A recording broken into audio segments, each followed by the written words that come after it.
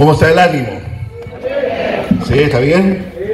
Qué bueno. Oiga, ya nos tocó justo que nos cortaron la luz porque no la apagamos. No fue por eso. Sí fue porque aquí están arreglando todo este sector, parece que la alta tensión están arreglando ahí, están cambiando cables y bueno, hasta las 5 de la tarde va a estar en esa condición, ¿ya? Pero igual la iglesia se reúne, ¿ya? Porque antes que inventara la luz eléctrica, la iglesia ya existía ya, ¿no es cierto? Así que nos reunimos en el nombre de nuestro Señor. Lo único que nos estamos transmitiendo a través de internet a los hermanos que están en sus casas, ¿ya? Y vamos a grabar solamente la predicación para después ponerla ahí en nuestro sitio en internet, ¿ya? Así que Dios sea bendiciendo la vida de cada uno de ustedes. Quiero saludar a Gerardo, está con nosotros acá. Gerardo, ahí levanta tu manito por favor, él está aquí con nosotros. ¿Y cómo lo recibimos nosotros aquí?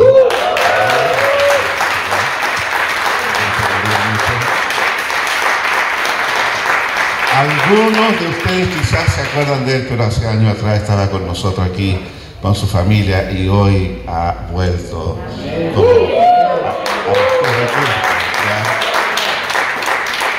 que te bendiga, Gerardo, y ponga en ti la estabilidad para seguir fielmente al Señor desde ahora y por la eternidad. Amén. Amén. Está con nosotros también Joseph, allá está, Dios te bendiga, Joseph, con su esposa.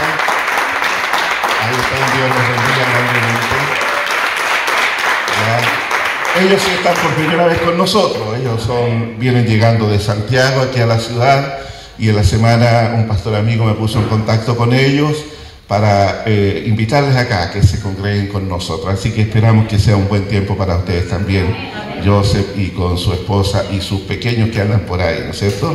Que Dios los bendiga grandemente. Amén.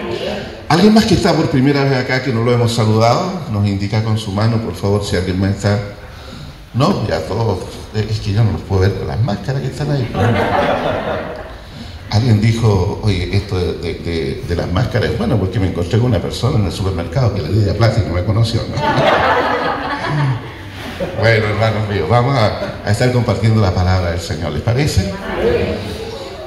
Estamos hablando hace algunas semanas ya acerca de la iglesia del Señor, ¿ya? Y la iglesia del Señor que se edifica sobre la roca.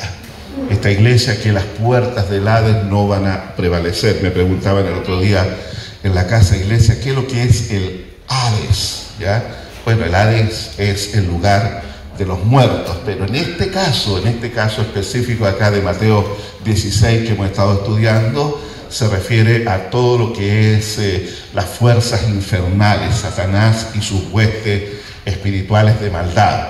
Entonces el Señor dice, garantiza ahí que las fuerzas o las puertas del Hades, hablando del reino demoníaco, no van a prevalecer sobre la iglesia, porque la iglesia es vencedora. La iglesia camina en la victoria de Cristo.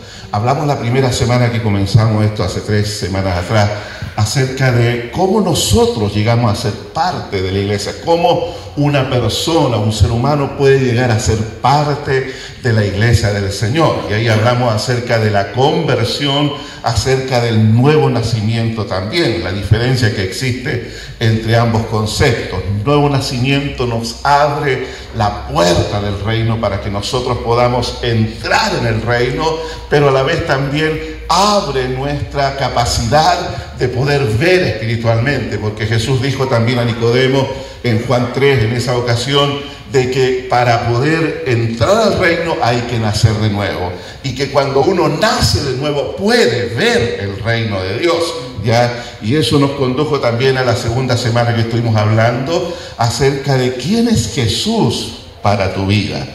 ¿Pudo pensar en eso durante la semana? ¿Quién es Jesús para mi vida? No para el que está al lado, para mí personalmente. Y cuando logro ver por la revelación de Dios, porque esto se entiende por revelación, como le dijo el Señor a Pedro, bienaventurado eres Simón, hijo de Jonás, porque no te lo reveló carne ni sangre, sino mi Padre que está en los cielos. Entonces, por revelación, y es lo que yo le decía la semana anterior, pidamos a Dios que se revele a nosotros, que revele su palabra, que revele sus propósitos, pero por sobre todo que nos revele su persona. Ya nosotros servimos, amamos, seguimos a un Dios trino, ¿no es cierto? Dios Padre, Hijo y Espíritu Santo. Ese es el Dios a cual servimos. No seguimos a tres dioses, por si acaso, no nos confundamos en eso. Un solo Dios, pero que se manifiesta y se expresa en tres personas: Padre, Hijo y Espíritu Santo. Por lo tanto, si pedimos a Dios que Él nos abra el entendimiento, de seguro Dios va a traer revelación al corazón nuestro. ¿Ya? Así que eso es importante. La palabra dice en el Salmo 25 que la comunión íntima del Señor es con los que le temen, y a ellos hará conocer, a ellos traerá revelación, a ellos hará conocer su pacto. Por eso es importante tener revelación de lo alto. ¿Quién es Jesús para mí? Y cuando logramos entender bíblicamente quién es Jesús, vamos a entender que Él es el Dios Todopoderoso, el Dios ante el cual nosotros debemos rendirnos en adoración, ante el cual nosotros debemos inclinar el corazón a la obediencia. Usted es quien debe inclinar su corazón a la obediencia. Ya no es decir, Señor, hazme obediente. Pasan los años, parece que el Señor no me hizo obediente. No, mi hermano, soy yo el que inclino mi corazón a la obediencia. Soy yo el que debo renunciar a aquellas cosas que me apartan del Señor para poder seguirle con fidelidad cada día, cada momento de mi vida. ¿Ya? Y ahí el Señor, veíamos también la semana pasada, que hace una gran diferencia, una abismante diferencia entre lo que es la naturaleza humana y la naturaleza divina. Tú eres Simón, hijo de Jonás. Tú eres un hombre, hijo de un hombre que también fue hijo de otro hombre y de otro hombre hasta llegar a Adán. ¿Ya? Entonces tú eres hombre. Pero cuando le dice Pedro, tú eres el hijo del Dios viviente, para un judío eso era algo revolucionario, porque para ellos solo había un solo Dios. Pero ahí lo que está diciendo Pedro, y está reconociendo allí por revelación del Padre, de que está ante la encarnación del Dios eterno. Como dice el nombre de Jesús, Emmanuel, Dios con nosotros, ¿no es cierto? Entonces le está diciendo, tú eres el Dios a quien nosotros servimos. Tú eres el Dios a quien nosotros adoramos, a quien le debemos obediencia y sujeción absoluta. Tú eres ese, le está diciendo Pedro. Ya, entonces el Señor le dice, sí, yo soy tal y tú eres un humano. Pero aquí estamos, juntos, y eso es uno de los misterios en lo que es la palabra del Evangelio. Cómo Dios logra, este Dios eterno, venir y estar aquí con el hombre para poder relacionarse con él. Él ha hecho posible que usted y yo nos convirtamos en hijos de Dios. No fue la religión, no fue la filosofía, no fue la capacidad humana, fue Dios quien desciende del cielo para estar en cercanía con el hombre que había creado. Así es. Hoy vamos a hablar de Cristo, el fundamento de la iglesia, ¿no es cierto? Y yo también te digo, estoy leyendo Mateo 16, 18, y yo también te digo que tú eres Pedro, y sobre esta roca, ¿qué va a ser? Edificaré mi iglesia. Qué bueno, Ricardo, una Biblia andante. ¿Oramos al Señor? Oremos. Amado Padre, te damos gracias, Señor, porque podemos acercarnos con humildad ante tu presencia, reconociendo las limitaciones propias de la naturaleza humana, pero a la vez también vemos tu inmensa e infinita misericordia para con nosotros. Que no, Señor, tomando nuestras limitaciones, Señor, tú viniste para acercarnos a ti. Gracias, Dios. Gracias te damos porque podemos hoy compartir la palabra para poder edificar también nuestro espíritu y nuestra fe pueda, Señor, fortalecerse por medio de la palabra. Danos entendimiento, Dios. Danos entendimiento. Abre nuestra mente para poder mirarte a ti, Señor. Que venga espíritu de sabiduría y de revelación en el conocimiento tuyo, Dios. Amén. Amén. Tú eres Pedro. Tú eres Pedro. Y sobre esta roca edificaré mi iglesia. ¿Sobre quién está edificada la iglesia? Algunos postulan que es sobre Pedro, dándole una interpretación a este texto aquí. Pero aquí hay otra importantísima revelación del Señor a sus discípulos. Y una vez más deja allí claro la abismante diferencia entre la criatura y el Creador. Tú eres Pedro. La palabra griega allí para Pedro es Petros. Petros. ¿Ya? Y de ahí es, bueno, esta palabra lo que nos habla es una piedra pequeña que ha sido sacada de la montaña, o una piedra que usted ve en el río, que viene viajando desde la montaña arriba, ¿no es cierto? Y la corriente la arrastra. ¿Por qué? Porque esa piedra pequeña es movible, porque esa piedra pequeña es inestable. Usted ve las rocas aquí arriba en la cordillera, pero si va a Calera, Quillota, va a ver otro tipo de piedra, otro tipo de roca, porque se modificó. No es estable esa roca, ¿ya? Entonces, de eso es lo que le está diciendo. Tú eres Pedro, tú eres inestable. Solamente miremos el carácter de Pedro y su respuesta al Señor aquí, y después más tarde el Señor les dice, voy a tener que ir a Jerusalén, voy a padecer en manos de los dirigentes, me van a matar, pero al tercer día voy a resucitar. Señor, yo me gradué como depositario de la revelación divina, le dice. Así que te tengo un consejo, Señor. Y dice que, lo dice ahí, usted lo puede leer en Mateo 16, dice, Pedro llamó al Señor aparte para reconvenirle, o sea, para corregirlo en el error que se encontraba Jesús. Y le llamó apartecito así: no te conviene, Señor, no hagas tal cosa. ¿Y qué le dice el Señor? Dejémosla ahí nomás, ¿no? Entonces, después vemos a Pedro: Señor, todo esto te van a negar, Señor. Yo los miro esto y tienen una fe tambaleante, Señor, pero yo no, Señor. O sea, Pedro tenía una autoconfianza tan grande en sí mismo, hermano. ¿Y qué pasó cuando vinieron a apresar a Jesús? Pedro dijo: patitas, ¿para qué te quiero? ¡Pum! Y se arrancó, escapó.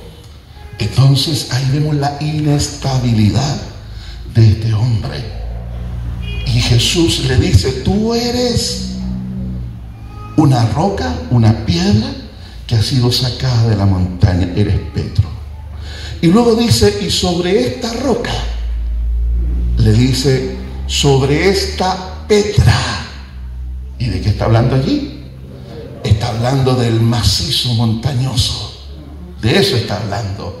No de una piedrecita, está hablando de una inmensa roca allí que nadie la puede mover de ese lugar. Y es la misma palabra que usted encuentra en Mateo capítulo 7, 24, donde Jesús dice: y el hombre que edificó su casa sobre la Petra, sobre la roca, sobre el macizo. Y dice que este hombre fue y cavó en la roca, puso allí el fundamento y edificó su casa allí. Entonces, cuando vino la tormenta, cuando subió el río, cuando vinieron los vientos, la otra casa bonita que estaba ya edificada sobre la arena fue arrastrada por el río y fue grande su ruina. Pero esa casa que estaba edificada sobre la petra, sobre la roca grande, permaneció. Pudo soportar los embates de la naturaleza. De esa roca está hablando Jesús allí. Entonces hay una gran diferencia entre Pedro, que era una piedra movible, modificable, a el fundamento del cual Jesús se está refiriendo aquí en este pasaje.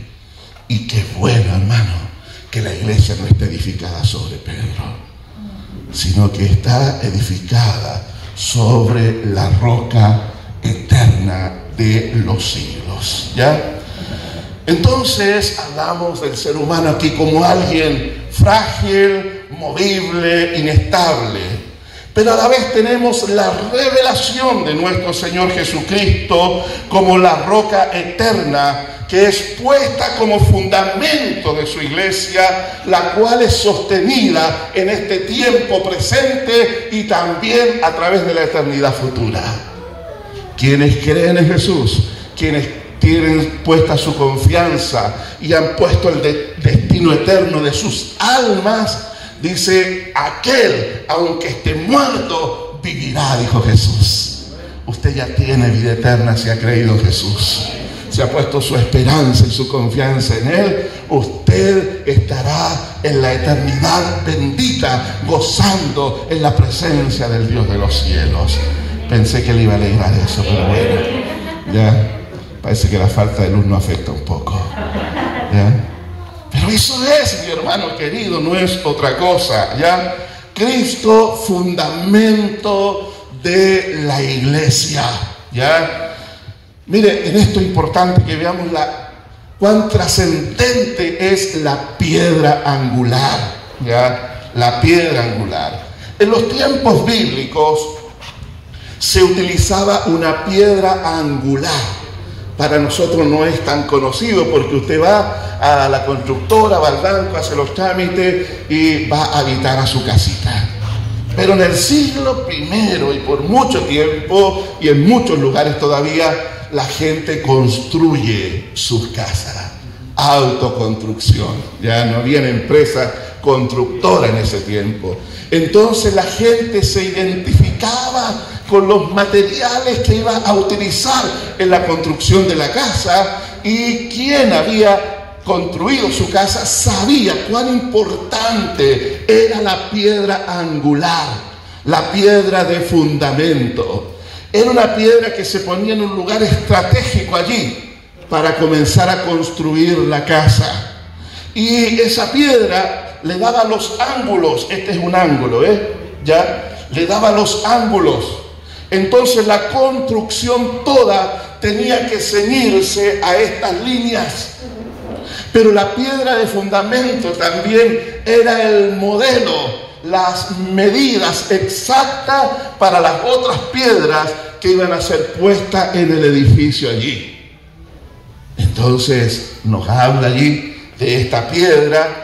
Y les voy a leer unos versículos que están aquí en la Escritura. Isaías 28:16, son profecías del Antiguo Testamento que están allí. Dice: por tanto, Jehová el Señor dice así: he aquí yo he puesto en Sión por fundamento una piedra preciosa, aprobada, angular, de cimiento estable. Esa es la piedra fundacional. Esa es la piedra angular, ¿ya?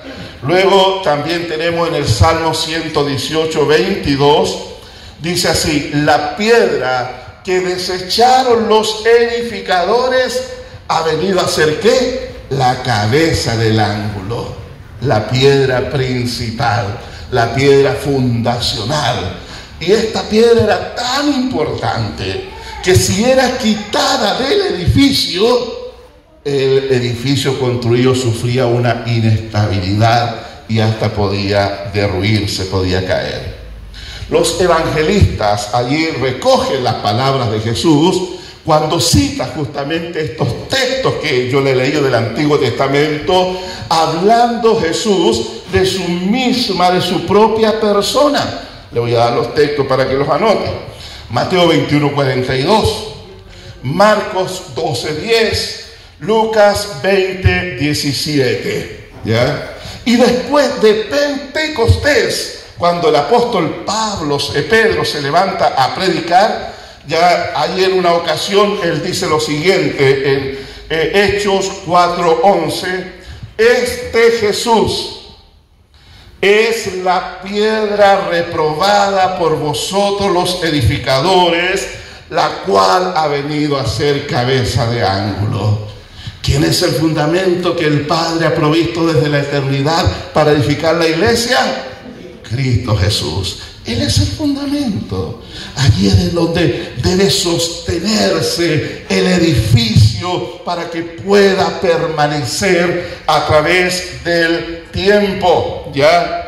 Pedro también en su primera carta cita también a Isaías. Ahí antes había citado en su predicación a los salmos, pero aquí en primera de Pedro 2:6 dice así: por lo cual contiene la escritura. ¿A qué se refiere cuando dice contiene la escritura? Al Antiguo Testamento, a lo que hoy conocemos como el Antiguo Testamento. ¿Ya? En ese tiempo era reconocido como la escritura. Ya dice así: he aquí, pongo en Sión la piedra principal del ángulo, escogida, preciosa, y el que en él creyere no será avergonzado. Entonces se puede dar cuenta la armonía que hay en la palabra, tanto Antiguo como Nuevo Testamento, como la palabra es una sola desde Génesis a Apocalipsis y no hay una contradicción en ella. ¿Sabe por qué eso es posible? Porque la bendita palabra de Dios ha sido inspirada por el Espíritu Santo, escrita por hombres, pero hombres llenos del Espíritu Santo que redactaron la revelación del Padre para que nos quede a la posteridad. Y hoy podemos decir, cuando tomamos la Biblia en nuestra mano, tenemos la palabra de Dios aquí. ¿Ya? Hermanos amados, aquí estamos hablando de el fundamento. ¿Qué es lo que da estabilidad a la iglesia? ¿Qué es lo que le da su firmeza a la iglesia? ¿Qué es lo que permite que la iglesia no se detenga, que la iglesia no sea derribada, que la iglesia pueda permanecer a través de las épocas? El fundamento sobre el cual ha sido edificada. Y ese fundamento no es hombre alguno, no es Pedro, como dicen algunos por ahí. El fundamento no es otro que Cristo, nuestro Señor, la piedra desechada por los edificadores. ¿Quién eran los edificadores? Los líderes de Israel que estaban en el tiempo que vino Jesús. Ellos desecharon a Jesús.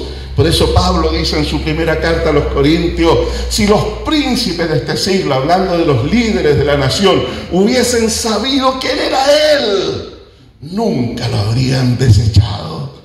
Pero no supieron. Y eso también estaba dentro del propósito eterno de Dios, ¿ya? Para poder tener a los judíos, que ya ellos se creían superior a los demás por tener la revelación de Dios, para tenerlos también ahí en rebelión y desobediencia, y así tener misericordia de nosotros, para que la bondad de Dios y la misericordia alcanzase también a nosotros los gentiles. ¿Ya? Dios tiene sus planes. ¿Ya? Hay dos aspectos importantes en esto. ¿Ya? Primero, el fundamento da estabilidad, da seguridad. Mateo 16:18: sobre esta roca edificaré mi iglesia. Primera de Corintios 3:11: porque nadie puede poner otro fundamento que el que está puesto, el cual es Jesucristo. ¿Ya? Entonces ya hemos visto que el fundamento sobre el cual se edifica la iglesia es Cristo Jesús. ¿Ya? Y la seguridad del creyente se fundamenta sobre la persona de Cristo y de su obra en la cruz por nosotros. Así es. A veces uno ve a cristianos que son muy inestables en su fe, muy inestables. Y uno, al entrevistarse con ellos, va descubriendo diversas razones por las cuales hay esta inestabilidad en su vida. Una de ellas puede ser de que no se han rendido completamente a Jesús. Y en esto no sirve una entrega en porcentaje. Y aunque sea el altísimo porcentaje, aunque la persona diga, no, yo me entrego el 99% al Señor, ese 1% que no está rendido al señorío de Cristo va a ser utilizado por Satanás para debilitar tu vida y hacerte retroceder, para impedir el crecimiento. A Cristo uno se le entrega totalmente. Porque cuando dijo Jesús, si alguno no está dispuesto a tomar su cruz para seguirme, entonces no puede ser mi discípulo. ¿Se da cuenta que no dice no debe? Porque al decir se debe o no se debe, quedaría a elección de la persona. Pero cuando dice no puede, está siendo categórico. O sea, para poder ser un seguidor de Jesús, para poder edificar bien sobre la roca, entonces somos llamados a una rendición total. ¿Qué es lo que involucra la cruz? ¿Qué cree usted que involucra la cruz? Muerte. No involucra otra cosa. Muerte. ¿Muerte a qué? Muerte a la antigua vida sin Cristo. Romanos 6, que vamos a llegar ya el día miércoles pronto a ese capítulo maravilloso. Romanos 6, estamos en el 5 todavía. Estamos pegados al versículo 3 hace ya un par de semanas. Pero cuando lleguemos al capítulo 6 de Romanos, ahí vamos a hablar acerca de la muerte que uno experimenta al rendir la vida toda a Cristo Jesús. Pero no es una muerte para quedarnos en un estado pasivo, sino que el Señor mismo en su misericordia nos resucita juntamente con Cristo para que nosotros andemos en vida nueva. Claro. Entonces, la entrega a Jesús tiene que ser total a Él. ¿Para qué? Para que nosotros podamos comenzar a edificar algo estable sobre la roca que Él nos ha dado. El fundamento es estable. Es estable. Como dice acá, sobre esta roca edificaré mi iglesia y las puertas del Hades no van a prevalecer contra ella. Está hablando de una oposición. Está hablando de continuos ataques, ¿ya?, hacia la iglesia. No está hablando acá de un enemigo que está pasivo. No está hablando de un enemigo que está lejos, indiferente. Pedro lo entendió claramente. Oiga, cuando usted lee Mateo 16 y lo relaciona con las cartas de Pedro, usted va a entender cómo impactó esta experiencia en el corazón de ese apóstol. Y Pedro dice que Satanás anda como león rugiente alrededor ¿de quién?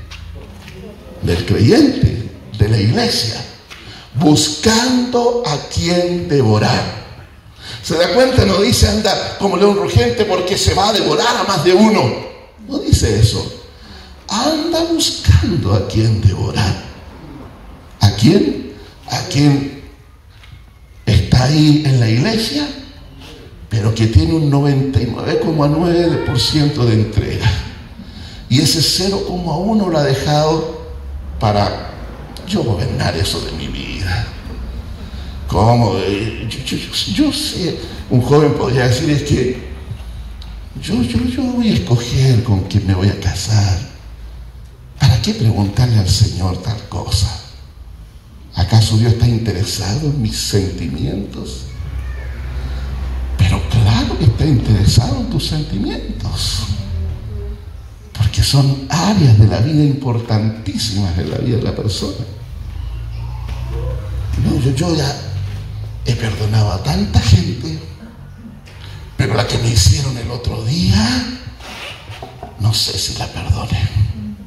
Cristiano, y que dicen tal cosa.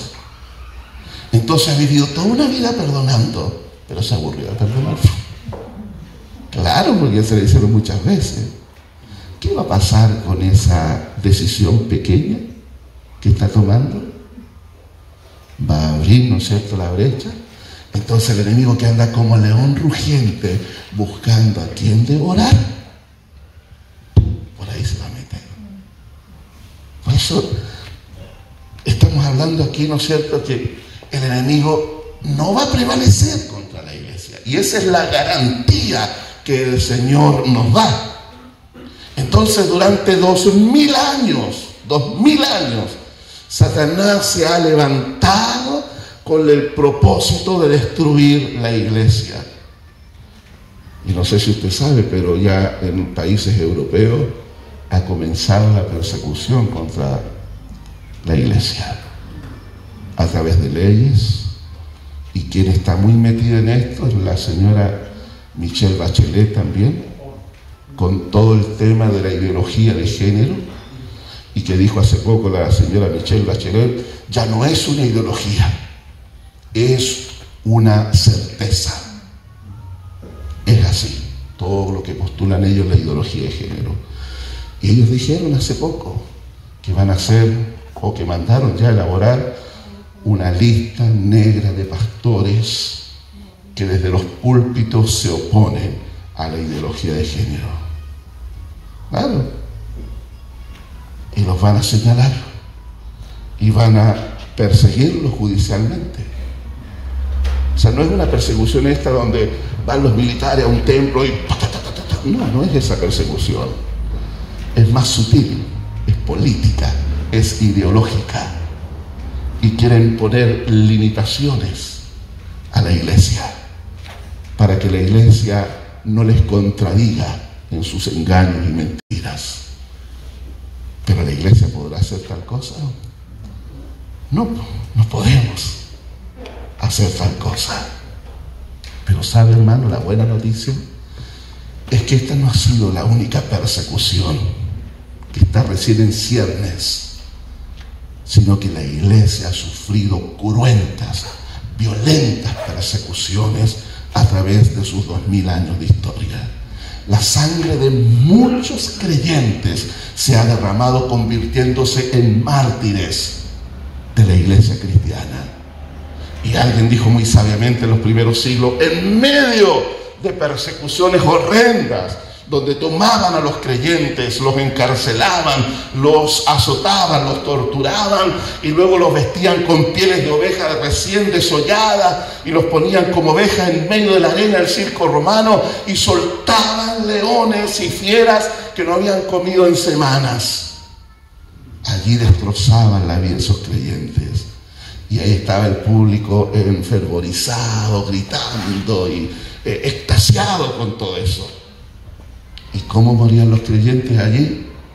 Como dice Marco Vidal, abrazados en las arenas del circo romano, cantando himnos, sabiendo que ese atroz momento era solo el paso a la gloria. Así es, hermano mío. Y esa sangre de esos mártires, escribió un creyente en esos siglos, fue la sangre que regó la semilla del Evangelio. Y la palabra siguió prosperando y nos ha alcanzado hasta el día de hoy. Así es, no hay que temerle a la persecución. ¿Sí? No vamos a decir persíganme, no queremos que nos persigan. Pero si viene no hay que temerle. Claro. ¿Por qué? Porque la iglesia está edificada sobre la roca eterna de los siglos. Y las puertas del Hades no van a prevalecer ante la iglesia. Y Cristo vendrá y encontrará una iglesia gloriosa para llevarla a su presencia. ¡Qué fuerte el aplauso al Rey de Gloria! ¡Aleluya! Gracias, Padre. ¿Cómo edificamos sobre el fundamento, mi hermano querido? Porque claro, el fundamento está allí, pero tú necesitas ponerle los materiales para poder hacerlo habitable. Entonces nos dice la palabra que la iglesia es el edificio de Dios. Así dice que es, edificio de Dios. Voy a leerle 1 Corintios capítulo 3, verso 10. Conforme a la gracia de Dios que me ha sido dada, yo como perito arquitecto puse el fundamento. Pablo está hablando acerca de la revelación como apóstol que él recibe para poner la enseñanza allí acerca de la persona de Jesús, acerca de la salvación que tenemos en Cristo, acerca del pago que él hizo en la cruz por nosotros, acerca de todo lo que iba a hacer, lo que iba a sostener el edificio. Entonces Pablo recibe esta revelación. Gálatas capítulo 1, Pablo dice que el evangelio que yo predico no lo recibí de hombre, fue por revelación de Dios. Dios lo reveló a este hombre y lo utilizó para poner el fundamento de instrucción, de enseñanza en la iglesia. Ahí puso a Cristo, la roca perfecta.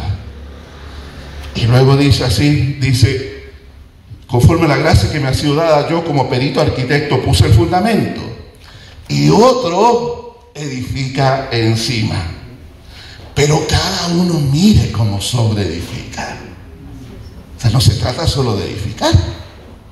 Se trata de saber si estoy utilizando los materiales correctos para edificar.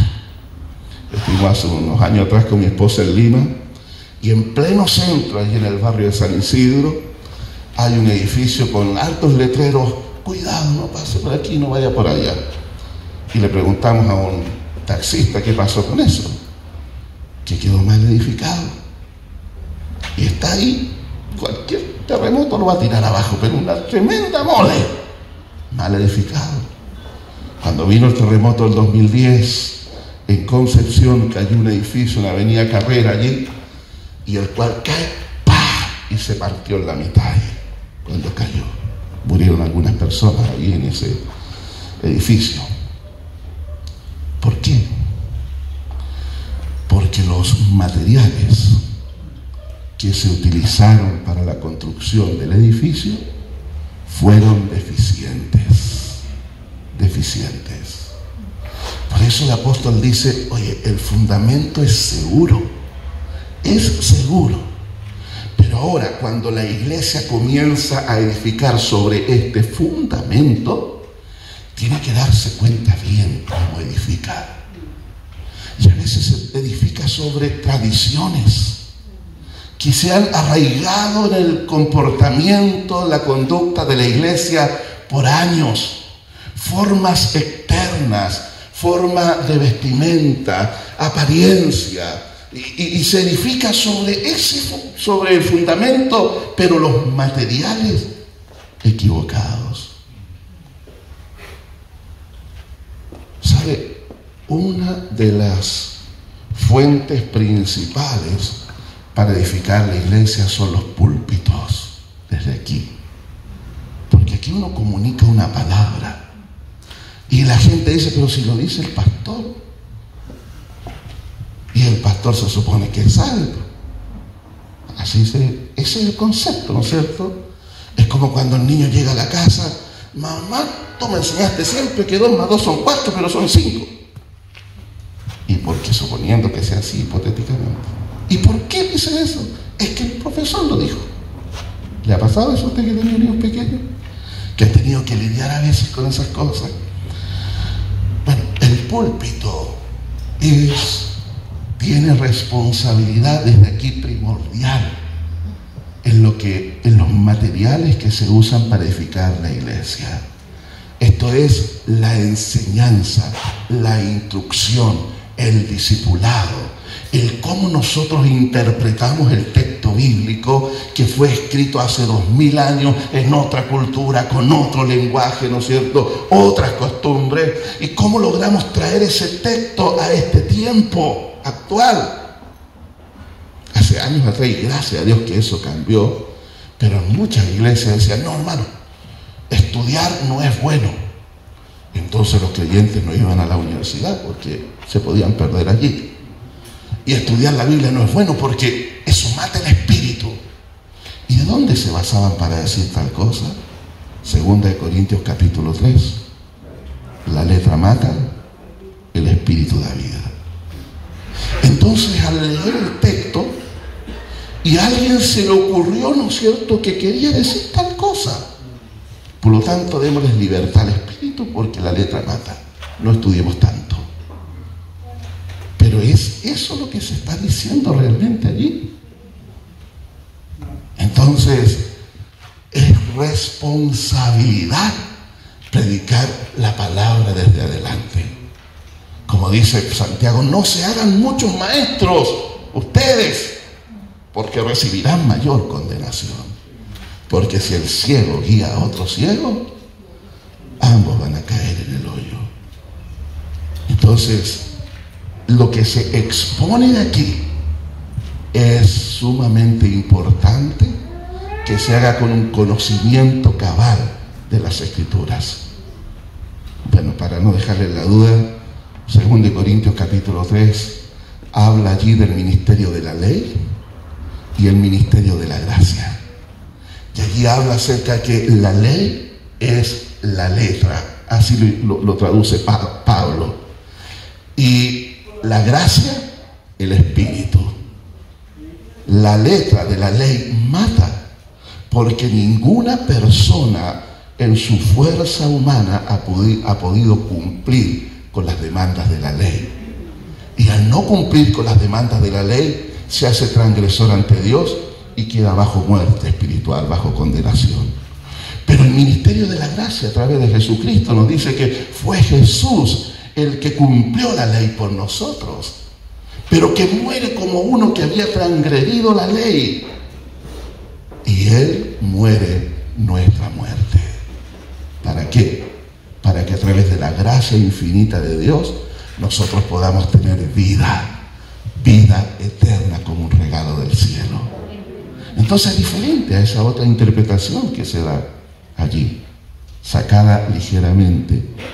La iglesia necesita saber cómo edifica sobre el fundamento, ¿ya? Entonces, hoy en día, lamentablemente, usted va a encontrar muchos evangelios por ahí.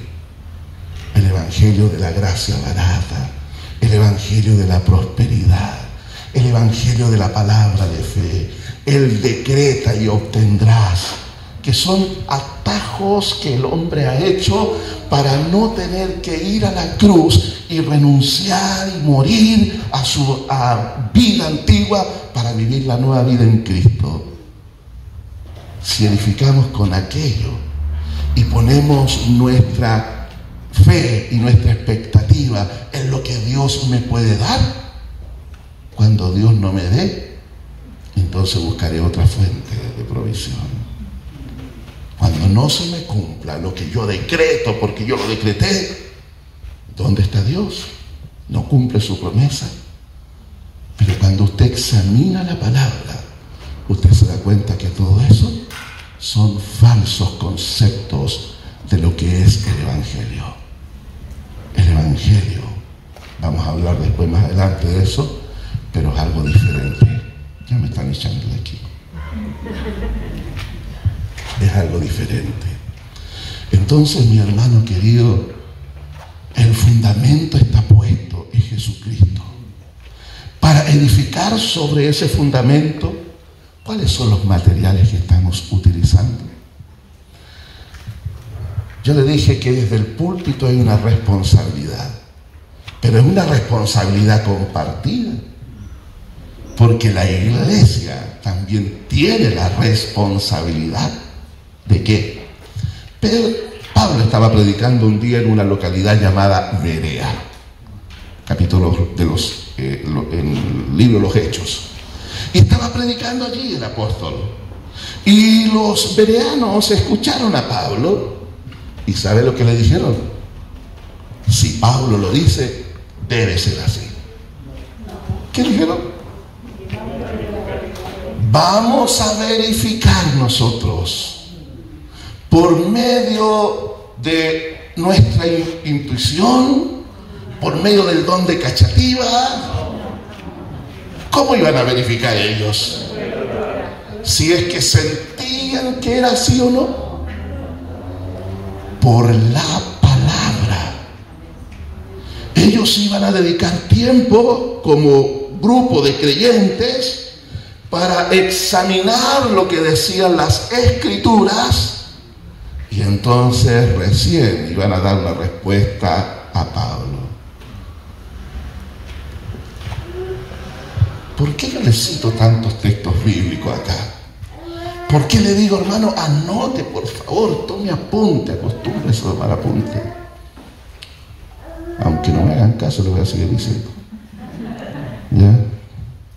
Tome apuntes. Porque usted tiene la responsabilidad, como iglesia del Señor, de cotejar, comprobar usted con la Biblia en su mano de que lo que uno le está enseñando es correcto. Claro, esa es su responsabilidad. No crea porque se lo digo yo solamente, porque su fe no tiene que estar fundada en el pastor. Su fe tiene que estar fundada en la roca. ¿Y qué es lo que es la roca angular? Volvemos un poquito atrás. Es la roca principal, que tiene la forma, que tiene las medidas para poder edificar allí. Entonces, toda piedra que se ponga para formar el edificio tiene que cotejar, comprobar sus medidas en la roca. Entonces, cada vez que usted es enseñado, instruido, discipulado, tiene también la responsabilidad de ir a la palabra. Y la iglesia puede decir en un momento: pastor, lo que usted dijo el otro día me entró la duda. ¿Dónde está eso en la Biblia? Porque no soy yo la autoridad final, ¿me entiende?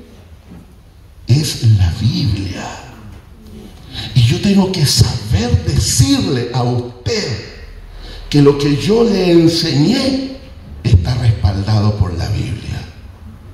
Pero si yo no logro hacer ese ejercicio y completarlo, entonces lo que yo le estoy enseñando no está en la palabra y usted está en peligro. En peligro. Porque usted está edificando una vida para la eternidad. ¿Me entiende? No es que yo le di un consejo y se equivocó en comprar el mueble que usted necesitaba. El pastor me dijo comprar este mueble. Mira cómo quiero este mueble. Usted puede deshacer eso y compra otro mueble. Pero ¿qué hay de la vida eterna? Podemos llegar al final de nuestros días y estar ante el Señor y decir: es que el pastor me enseñó todo esto. Lo siento, pero tu nombre no está inscrito aquí. Es que yo hice todo lo que el pastor me dijo. Lo siento. ¿Me entiende, mi hermano querido, lo que estoy diciendo? Porque yo quiero que su fe esté fundada sobre la roca. ¿Amén? Ahí quiero que esté. Para que permanezca a través de la eternidad. Termino con esto. Si un día llegase esta iglesia a predicar cosas que no están en la Biblia, desde ahora mismo yo le animo a que huya. Que busque una iglesia bíblica. Bueno, nos esforzaremos y estamos trabajando fuertemente en eso para que la iglesia sea cada día más bíblica. Estamos trabajando en eso con un grupo de hermanos que aman y temen al Señor. Así que pierda cuidado que les vamos a estar enseñando algo equivocado. Tememos a Dios, amamos a Dios, pero de todas formas confirme con la palabra lo que se le enseña. Porque usted está edificando sobre el fundamento que es Cristo. Amén. Bien, necesitamos experimentar la conversión como el evento particular inicial de nuestra vida cristiana. Necesitamos tener revelación del Padre de quién es Jesús para mí personalmente. Porque una vez que entiendo quién es Jesús, sé que estaré edificado sobre la roca. Pero ahora que estoy edificando sobre la roca, necesito saber que los materiales son los correctos. Que lo que yo estoy creyendo, mi declaración de fe, los principios que yo sostengo, tienen respaldo bíblico. No nacen en una ideología, no nacen en una filosofía, no nacen desde la psicología, nacen desde la palabra. Allí, porque esos materiales son los que van a permanecer a través del tiempo. ¿Ya? Así que, hermanos amados, también usted esfuérzase. Así como uno como pastor se esfuerza por entregarles una palabra que nace desde la Escritura, desde la Biblia, usted también esfuérzase en cotejar que lo que le enseñamos esté en la palabra. Porque la iglesia es edificada, como dice Pablo allí a los Efesios, para morada de Dios en el Espíritu. Mire qué privilegio tenemos nosotros. Dios está en medio nuestro. Cuando nos reunimos como iglesia, Dios está aquí. No sé si usted lo cree, pero yo lo creo. ¿Ya? Dios está aquí en medio nuestro a través de su Espíritu. Póngase de pie, por favor, mi hermano. Amado Dios, queremos una vez más decirte que eres tú el Dios que sustenta nuestra vida. Que eres tú el Dios que nos cautivó un día, nos abrió la puerta del reino, nos presentó a Jesucristo el Salvador, y hoy podemos declarar que tenemos vida eterna en Cristo Jesús. Señor, pero mientras estemos en este lado de la eternidad, queremos edificar sobre la roca que es Cristo. Que el fundamento, Señor, este precioso, estable, inconmovible, Señor, esté allí en nuestra vida. Gracias, Padre, te damos. Hoy te honramos, hoy te glorificamos y te damos a ti toda alabanza que tú mereces. Por Jesucristo nuestro Salvador. Amén. Amén. Que Dios les bendiga, mi hermano querido. ¿Se acuerdan que la semana pasada les dije de una abuelita que más de 80 años conociendo al Señor desde niña, desde pequeña? Y alguien le preguntó, ¿y todos estos años usted ha dudado de su fe en Cristo? Mire, le dijo la abuelita, muchas veces mis pies han temblado sobre la roca por las muchas circunstancias difíciles que he pasado. Pero una cosa le puedo decir, nunca he sentido la roca que está bajo mis pies temblar. Sí, porque es la roca eterna. Edifique sobre Cristo. Su fe susténtela por la palabra y no permita que el enemigo le haga sentir o creer otras cosas. Dios le bendiga mucho.